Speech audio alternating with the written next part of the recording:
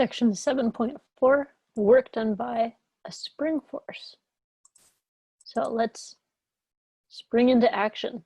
What is a spring force? A spring force is a variable amount of force that comes from a spring, right? So a tightly wound coil, a really loose example is like a slinky, but you see springs in shock absorbers in cars, for instance. They pop up all over the place. I don't have one in my home, but the closest example I have is like a rubber band, right? So it has a very particular mathematical form, and many forces in nature have this form. So a rubber band is a sort of parallel, even though it's not exactly the same. So a spring or a rubber band has a relaxed state, a default state where it's not stretched or compressed, right? It's just able to be doing its thing, and that's what's shown in this picture, where the spring is there at its natural length, there's a block attached to it, but it'll just sit there for all of time. But if we then pull the block out or stretch the rubber band out, now it's no longer in a relaxed state, right? The spring exerts a restoring force that attempts to return it back to that relaxed state. So you feel it when you stretch a rubber band, that it doesn't want to stay stretched, right? It would much rather be in that simple relaxed state. And it's the same thing with the spring. And the difference with the spring and a rubber band is the spring, that's true also if you compress the spring, right? If you push it together, it will also exert a force that wants to get it back to the relaxed state. The rubber band, if you push it together, it doesn't have much of a force trying to restore it to the equilibrium state. So that's where the analogy breaks down a bit, but for the stretching, you can certainly see the parallels there. So this is known as a restoring force. It's a very particular one, and the restoring force is the spring force, and it's known as Hooke's law. It says that the force of the spring is equal to negative K, which we'll get to in a moment, that's a spring constant, times D, the displacement. And the negative sign here is that the spring force always opposes the displacement, right? So if I displace my rubber band up, then my thumb feels a force pulling down, right? So if I've stretched it up, the force is trying to pull it back down to that equilibrium state. The spring constant K is a measure of the stiffness of the spring, or you could think of it as the springiness of the spring. So a really thick rubber band or thick spring is going to have a large K value where it's really stiff. It's hard to pull it apart. If you have a small spring constant, that's a sign that's a really loose spring. So a slinky is a spring with a very small spring constant, very low K. If you pull on the slinky, there's not a huge amount of force pulling it back together. Note, an interesting thing with the spring force is it's a variable force. It's a function of position. It exhibits a linear relationship between the force and the displacement. What does that mean? Well, that means when you pull the spring out of place, the farther you pull it out of its relaxed state, the larger the force gets, right? Versus when you pull it just a little, not very much force there.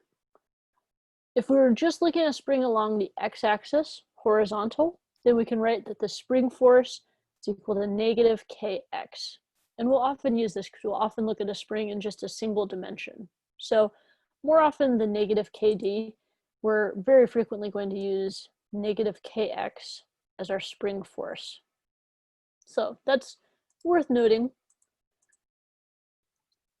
Now we said that we're going to find the work done by the spring force.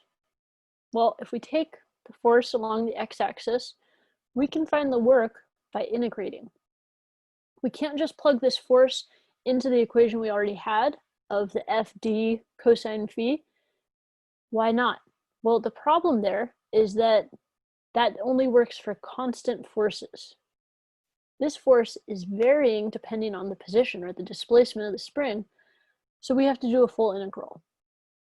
So if we integrate, the work is the integral of the force from the initial to the final, and we could plug in our negative kx there, right? So we would get that the work is equal to this integral of negative kx dx, right? And the k is a constant, so that could come outside of the integral along with the negative. So then we're just integrating x dx. And what's the integral of x dx? It's x squared over 2, right?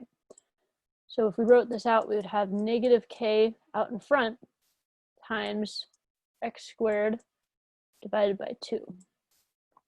And that's going to be from the initial to the final.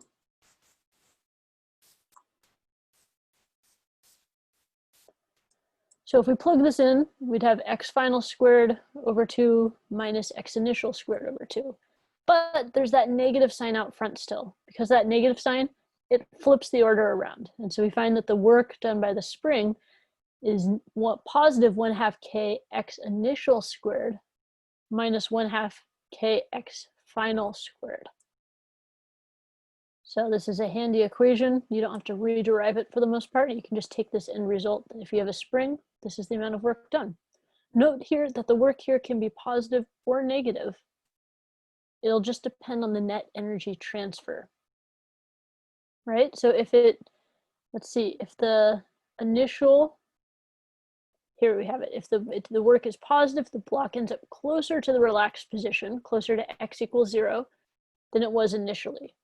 That means we're going the direction the spring wants to go. The work is negative if the block ends up farther away from x equals 0, and it's 0 if the block ends up the same distance from x equals 0. And you can see that if you plug in some numbers. We'll see an example of that in just a little bit. Before we get to that, we can note that we can simplify the equation if we just say that our initial position is the relaxed position, that we're starting in the center. Then the work done by the spring is negative 1/2 kx squared. So this is often a handy one that we can just assume we started at 0, and any displacement from the relaxed state, the spring is doing negative work. If there's an applied force, like if we're carrying about the work done by our hand in stretching the spring or compressing the spring, then we can look at the case where the initial and final kinetic energies are 0. And once again, when we say, hey, we have delta K is equal to the net work done, if delta K is equal to 0, then the total sum of the work has to be equal to 0. So the work by the applied force plus the work done by the spring. And so we see that the work done by the applied force has the exact opposite sign as the work done by the spring, equal and opposite. So the work done by the applied force displacing is the negative of the work done on it by the spring force. All right, so let's get to that example as I mentioned. This is a checkpoint for the 3 situations. The initial and final positions respectively along the x-axis for the block in the figure are -3 centimeters, 2 centimeters, -2 centimeters, 2 centimeters, and 2 centimeters, 3 centimeters. In each situation, is the work done by the spring force on the block positive, negative, or 0? So I want you to think about this, come up with an answer to parts A, B, and C before you move on. So go ahead and pause the video now. All right, so let's take a look. The key is that we have initial and final positions, right? XI and XF in each of these pairs.